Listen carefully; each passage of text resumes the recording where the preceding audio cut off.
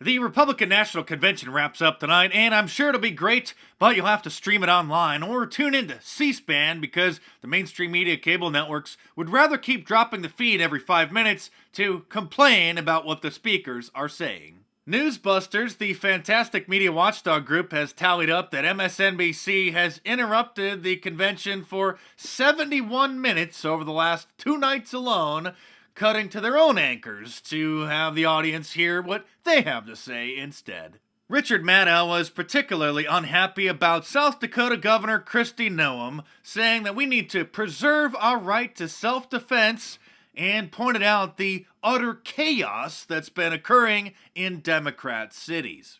We're just going to interject here just for a moment. That was South Dakota Governor Kristi Noem, who said a lot of things, but we have, as we've said over the course of this coverage, we will interject when we feel like there's something that's important and deliberate and very wrong that should be corrected, just so that we feel responsible about our broadcast. Joining us for more on that and to essentially run a reality check on that assertion is the mayor of the great city of Seattle, Jenny Durkan, who's joining us on short notice. Mayor Durkan, thank you very much for getting on the phone with us tonight to respond to this from Governor Noem. I just wanted to ask your impression of those remarks from her. So thank you for letting me respond. Yes, the mayor of Seattle, home of the autonomous Chaz zone, says that the Democrat-run cities are not hellholes. One of the best parts was on Tuesday when the Republicans invited Nicholas Sandman, the Covington kid himself, to give a speech, which he ended with this incredible mic drop moment. Thank you all for listening to me tonight. And one more thing. Let's make America great again.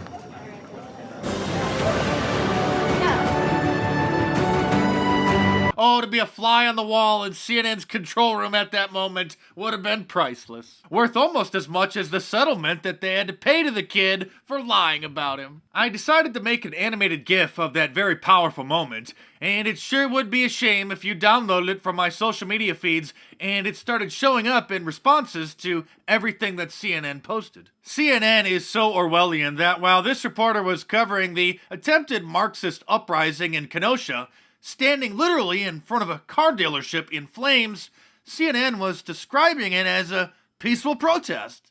Look at the lower third, peaceful protests. Now, if you had just seen a still image of this scene instead of the video, you would probably think that somebody photoshopped it to make fun of CNN, but it's real. And because the Republican National Convention is actually interesting and has great speakers, is much better produced, and has a more uplifting than the DNC downers, everybody at CNN has a long face. Look at him. Of course, they don't want their audience to hear powerful messages from people like lifelong Democrat and former NFL player Jack Brewer, who now supports President Trump, and had this to say about Black Lives Matter. I know what racism looks like. I've seen it firsthand. In America, it has no resemblance to President Trump. And I'm fed up with the way he's portrayed in the media, who refuse to acknowledge what he's actually done for the black community. It's confusing the minds of our innocent children. Are you going to allow the media to lie to you by falsely claiming that he said there were very fine whites in Charlottesville? He didn't say that. It's a lie. And ignore the so-called Black Lives Matter organization that openly, on their website, calls for the destruction of the nuclear family. My fellow Americans, our families need each other. We need black fathers in the homes with their wives and children. The future of our communities depend on it. Well, in CNN's defense, I guess their audience probably would get offended if they heard somebody talking about how important families were. President Trump's younger daughter, Tiffany Trump, also gave a nice speech this week denouncing the censorship on social media by the big tech giants.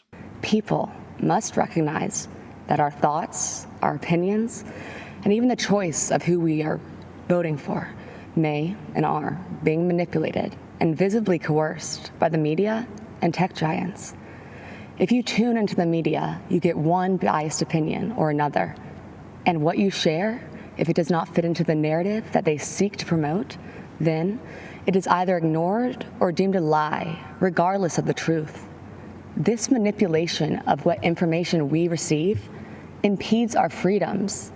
Rather than allowing Americans the right to form our own beliefs, this misinformation system keeps people mentally enslaved to the ideas they deem correct. This has fostered unnecessary fear and divisiveness amongst us. Why are so many in media and technology, and even in our own government, so invested in promoting a biased and fabricated view? Ask yourselves, why are we prevented from seeing certain information? Why is one viewpoint promoted while others are hidden? The answer is control. The keynote speaker on Wednesday night was Vice President Mike Pence, who upset the liberals for numerous reasons, especially for saying this. Whether in Minneapolis, Portland, or Kenosha, we will have law and order on the streets of this country for every American of every race and creed and color.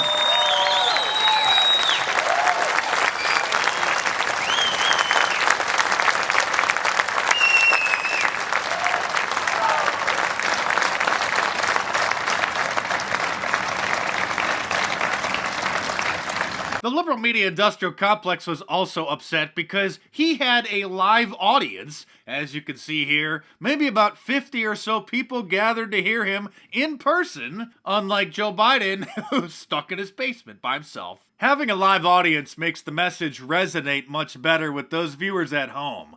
And after the snooze fest of the DNC, the contrast couldn't be clearer. They're very close together. They're not wearing masks, as Dana pointed out.